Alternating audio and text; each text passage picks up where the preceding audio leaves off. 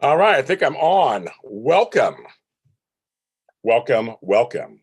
It is Monday, April 5th, 2020. I like saying it that way. This is the SOS show with James Lott Jr. I'm James Lott Jr. Fives are always good for me because my show started on June 5th years ago. Then we did a relaunch on February 5th. Our 6-year anniversary is June 5th. Oh, is it? Yeah, 6, 7, 5 years? 6 years, 6 years. We started in 2015. Ooh, excuse me. I'm Belchy. Hello, everybody. Welcome. Hi, everyone. Happy Monday. Happy after Easter. After Easter. I'm getting texts. I'm trying to set up the chat room. I'm doing it live today. Some of my shows are live, some are recorded. I'm doing one live today. So we'll see what happens. So I'm setting that up. Everybody wants to come in. Do it. My Mondays are always the busiest days of the week. I'm actually answering a text really quick.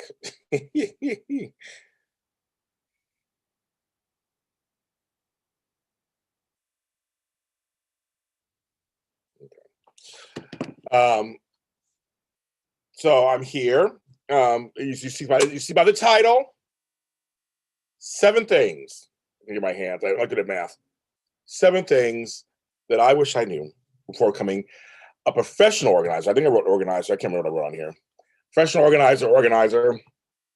I had this idea by someone else who was doing something like this. I think it was like 7 things I wish I knew before I became a CEO or entrepreneur or something like that. And I thought, now I do have 2 books out. Me and Caesar RSB have 2 books out on it's our Follow Our Lead series, which is about becoming an entrepreneur and staying an entrepreneur. So those are the first 2 books. The 3rd book is coming out, where we give you the ins and outs of kind of the realism of being in your own business. So this one is not even so much that, it's more of a combination of that, but an organizer related show today. First, I do my thanks and gratitude. As always, I like to do that. I have thanks and gratitude because today, this is a shameless self-promotion.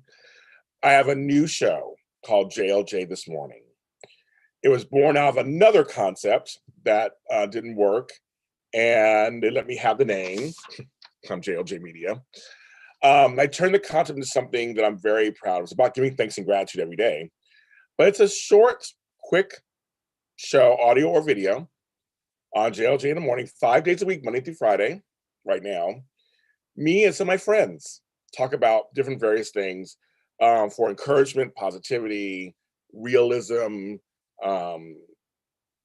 mindset work. We try just something in the morning just to get you going in the morning. So every morning on JLJ Media, and I'm trying to share the show everywhere. So wherever you follow me, you can find it.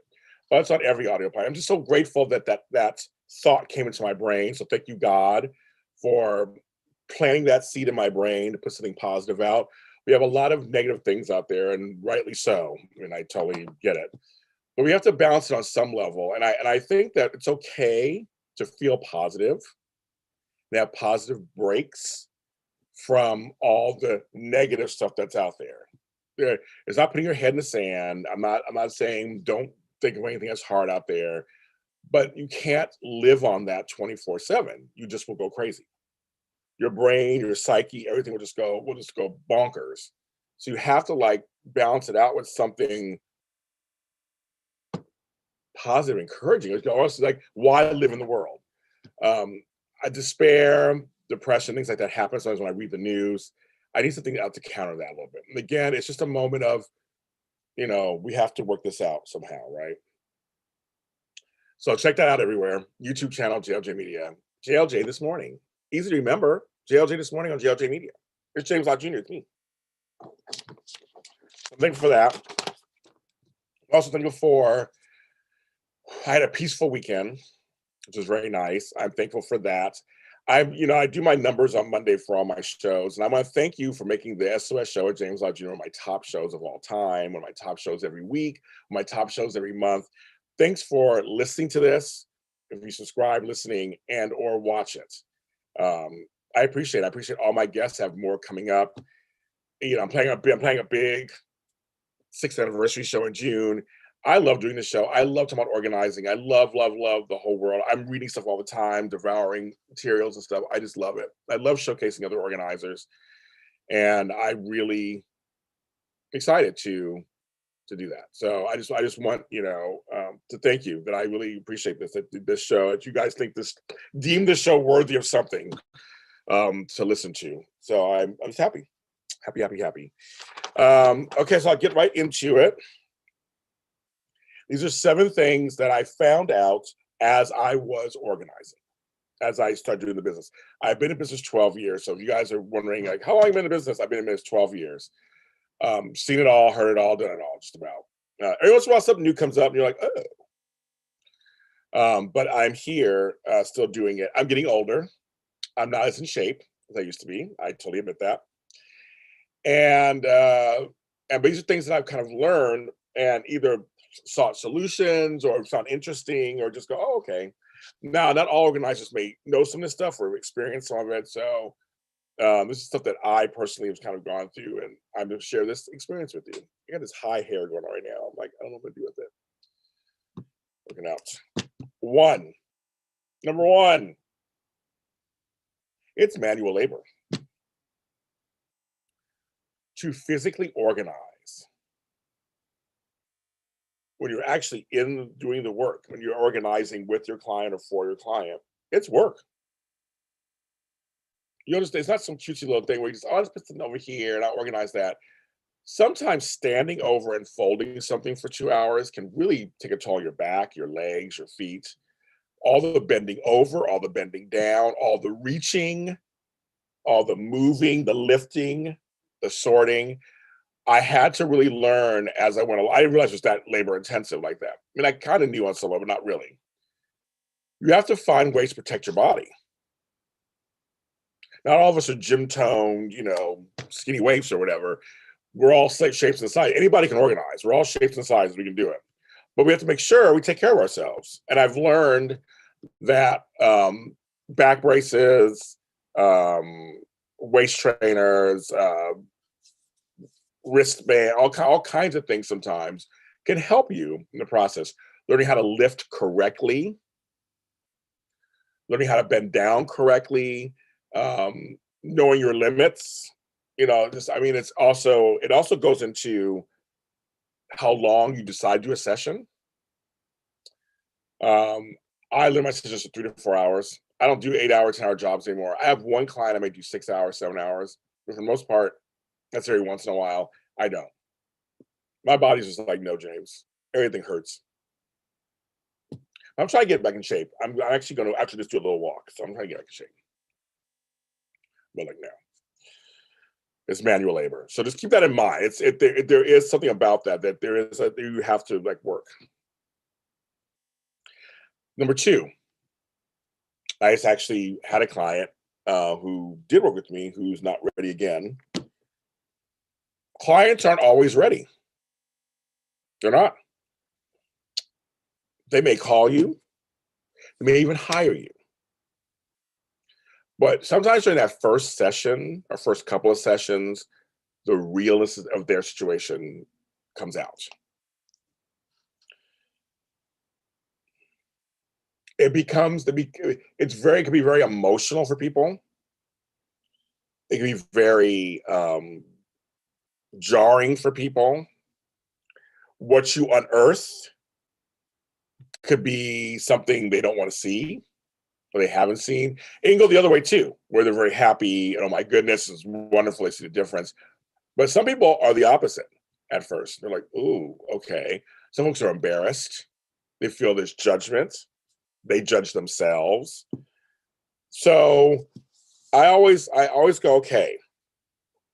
There have been times when I have a client who stopped our sessions. Yeah, and for me, they were very successful. For me, we had like 4 or 5 sessions that were great. He was happy, he seemed happy, but he was nervous. So he took a break, and I didn't take offense to it. It's not me. I didn't do anything wrong. He's not doing anything wrong. Yeah, I had to get out of myself and not go, well, we gotta keep going, I keep going. It's their stuff, it's their pace, it's their money. It's their time. So I support them. So I told him and some of my clients, I'll call you and check on you. I'll call you and check on you. I'll call you and check on you. That's what I keep doing. And that's what I do. Call and check. See what's going on. So it's like, okay, let's keep checking. And then about a year, about 7 months later, this person called me for a job. Came back, did a 2-time job for him. Again, gave him what he wanted. But again, he's not ready again. So we're back in the he's not ready yet. So you just stay supportive. I will check on you in a month and a half. Okay, you check on him. And I know he appreciates the checks, the check-ins. But I think he'll be ready again at some point. So it's fine. Some clients you have to part ways. There are some clients where it doesn't work out. You go in there, you try your best, and they're either super stuck. I don't work with hoarders. For that reason, I had some bad experiences. For me, I just can't.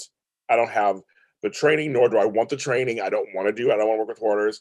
To me, there's people out there in my business who do a way better job or way more well equipped to handle that. I don't want to do that. So, and some of those situations we had to separate. It's okay. Don't stay money driven or ego driven yourself to go, well, I mean, we gotta keep going. You can't just stop. What's wrong with you? No judgment. You gotta let it go. Number 3, not all calls turn into immediate work. That was something I had to learn also. I came from sales. So it's always like, get that call, get it. No, because this is personal, sometimes they're shopping around. They may even go, I don't know how many times, other organizers will probably tell you the same thing. How many times somebody has gone to someone else, either because they didn't like my rate, or they couldn't afford my rate, or my personality was a little too much for that, or whatever it was. They go to someone else, and it doesn't work out. I've had several times they've come back to me. And I've had to either redo that work that the person did, or they were ready for my way of doing things. It happens. People call around. They may even go, and some people don't even go to anybody else. They call around, they hear what you have to say, but they're not ready yet, but they're open, but they're not ready yet to actually take that leap. To invite someone into your home, into your space, well, it could be your car, your garage, your personal space. It takes a lot of courage. I say it takes a lot of courage to let someone in go, this is where I'm at. Help me. To ask for help, it takes courage. It's that we're not, we're a village of people. We need to work together. And so it's hard at first. I totally get it. So sometimes you'll get that call, you give them all the rates, you do the consultation, and then they're like, okay. I did a consultation and gave the thing, and I haven't heard from them yet. I said it last week. I'm not worried or scared. It may, it may turn to something, may not. But I've had cases where 4 or 5 months later, 3 months later, 6 months later, I get a phone call. Are you still organizing? I'm ready. And I want them to be ready. That's my whole thing. I want them to be ready. Because when they're ready, they're more open to the process. That's all I want. I want to be there for you when you're ready. So not every call turns into immediate work. It's fine. Just keep going. Move to the next one. Just keep going. Don't worry about it. But I'm not going to be hard when you're first starting out because you're trying to make money, you're trying to make your way. I know it's a little tough, but you have to just let it go. It's just how it is. Number 4. So far we have manual labor, clients are always ready, all calls turn immediate work. Now we're at the next point. It may take a while to earn a profit. That's a hard one when you're an entrepreneur, period. This is for all entrepreneurs.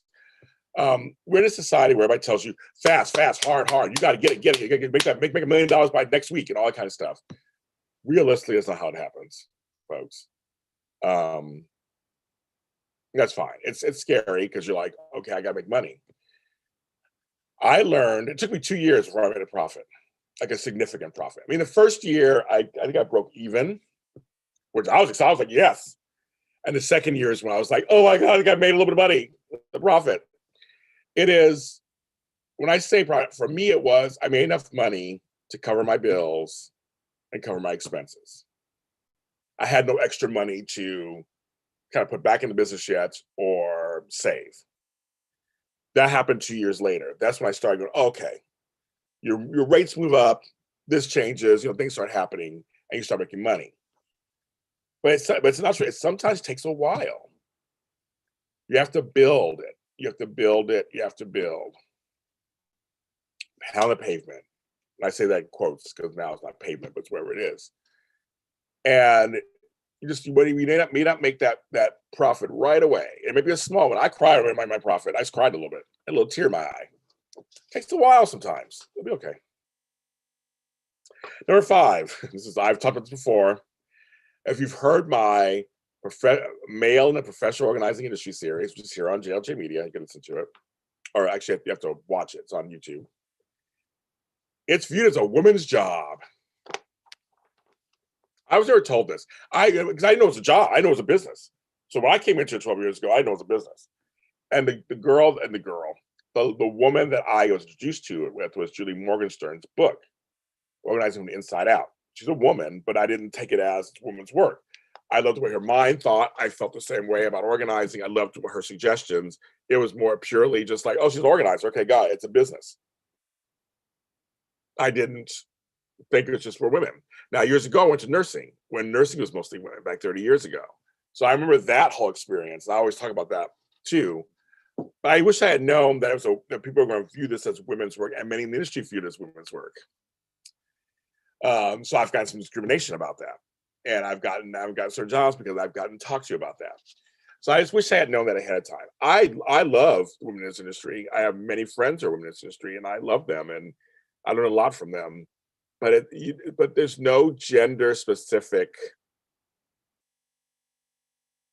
Well, so we're not going to say I change it. To be organized doesn't rely on gender. Anyone can be organized. Anyone can learn to organize. Anyone can organize. That's just my message. Number 6. So we have the manual labor. Clients are always ready. Not all calls are immediate work. It took a while to earn some money. It's viewed as a woman's job. And number 6, my most favorites. One of the hardest things. You can say no. Now, I always say no is a complete sentence. You can turn down a job. You can leave a job. You can fire a client. Of course, as long as everything written, you have contract, like everything's set up correctly. I have at-will agreements. I do at-will. That's my little trick for you guys. I do at-will. Either of us is not happy at any given time, separate. Any money's owed, you have this much amount of time to pay me. If I owe any money back, I have this amount of time to pay you, whatever. We're done. Free and clear. I do that all the time. Because anything can happen. And it's not always negative either. It could be that they are asking something of you that you're not an expert in. So it's good to go, okay, well, you know what? I know somebody could do that better, and pass them on to that. I mean, that's kind of the it's not always negative, but when it is negative, that's important too. Someone mistreats you a certain way, talks to you a certain way, a part of town that's not the greatest, scheduling. The scheduling thing was so funny because I, for a while, only did organizing Monday through Friday during the week. Then I kind of opened up a little bit to weekends. Then opened up to afternoon, early evenings. Well, now I don't like that anymore. Nope. I'm Monday through Friday, some Saturdays. Sundays I can't do because I have my media stuff on Sundays. But I don't do nights anymore. I'm 9 to 5. I don't do early morning either. I do 9 to 5. That's it. That's it. That's it. That's it. So I've said no to people recently. No, I can't do that day. Nope, I can't do that time. We got to make it work somehow. And if you lose the client, you lose the client. I mean, you shouldn't work when you don't want to work. You shouldn't do anything you don't want to do. You're the boss. You're in charge. And I'm not going to do anything for money. Just not. I'm not going to do that. Not. My time is valuable. My space is valuable. I'm organized. My life is organized. There are things I do in the evenings that are for that. I'd rather organize during the day. That's what I do. occasional Saturday, but mostly it's Monday through Friday. Actually, it's Tuesday through Friday. I have a right to make the whatever schedule I want. And if people can't fit into that, then find those that will. But no is a great thing. And if someone gives you an attitude or someone says, you can say no. It's okay. And number 7, my big favorite and a big revelation that I didn't realize, I had no idea 12 years ago. The field is wide and broad and niche at the same time. It is a vast world. There is so many different specialties within professional organizing, productivity, decluttering, editing, whatever words you want to use. There's so many. I mean, from virtual organizing to digital organizing to picture organizing and memory organizing, garages, cars, bedrooms. I mean, there's certifications for everything. There's things you can you can say, I live in Los Angeles. I have one friend in Los Angeles who focuses on car organization. So cars, inside the car, backseat, trunk, they focus on that. There's a million cars in Los Angeles. Everybody drives in LA. Not surprised. Entrepreneurs, I have one who just only works with entrepreneurs because everyone's needs are different. I always say this, every single person from 2 to 102 could use an organizer. So once you find out what they need you for, that's where it comes into play. How niche it can be or how broad it can be. It also includes hoarding disorder. It also includes ADHD and organization, student organization, teaching kids chores, to adults leaving. I specialize a lot in change of life. So that's divorce, adult children leaving, retirement, widowhood. I mean, that's kind of what I do. There's different needs of folks at those times. There's different energy, different everything. Then a young mother who needs you she has new kids, well, she just gave birth or whatever, needs your help with organizing children's rooms and playroom. It's a whole different thing. Now you can do I can do all that stuff, but it's very vast. I had no idea, did not realize how vast this business could be. And what that means for me. What do I want to do? Are there things I don't want to do? Yeah, there are certain jobs I don't do. And also within that, there are things that some people, that not only do they have a space, they build. I have one client who I will put together stuff for her, shelving stuff for her. I usually don't do that, but she gets me doing it. It's nerve-wracking, but it's also a great challenge for me because I'm not a person. My poor kids and grandkids, I was not a put together person. My daughter always did every year for the grandkids. I would sit, have a glass of whiskey while she was putting together the kids' toys. I was never that kind of person. The women in my life were always strong like that. The men were like, yeah, you do it. So I think for me, that was kind of it's a great thing for me to learn from one of my clients. I do put stuff together for my tribe. But it's up to them. And to me, it's a vast world. And there's so many great people in organizing. I always say, yes, there are organizers who are not part of NAPO, the National Association of Professional Productivity and Organizing. But I say there's some great people in NAPO. So I always say go to NAPO people first, go to napo.net first, look for folks there. They're across the country. If you're in Canada, it's professional organizers of Canada. I mean, if you're in Brazil, there are people that are organizers down there. I mean, there's different organizations, but of course I'm broadcasting from America. I say go to napo.net, see who these organizers are, see who's in your area, see which chapters are out there. If they're not specifically in your area, you may find somebody who's near your area. You can contact me and I'll get you in touch with people. My tentacles are through NAPO. I know a lot of folks there. But I think if you want some quality work, you want trustworthy people and non-judgmental people, I say start there. That's just me. That's the thing. That's how I am. I'm James Lott Jr. And also for hire too. I'm in Los Angeles. I'm taking some clients still. I don't do too many, but I'm taking some clients still. I'm in the Los Angeles area. You can hire me. You go to lottofhelp.com. I'm working on my other website, so go to lottofhelp.com for more details there. Super Organizer is on Facebook. We're on Twitter at Super O. The SOS underscore show is on Twitter, and Super Organizer show is on Facebook also. You can contact me there. All that things there too. And this show is everywhere. So subscribe, follow, like. Thank you so much. I appreciate that.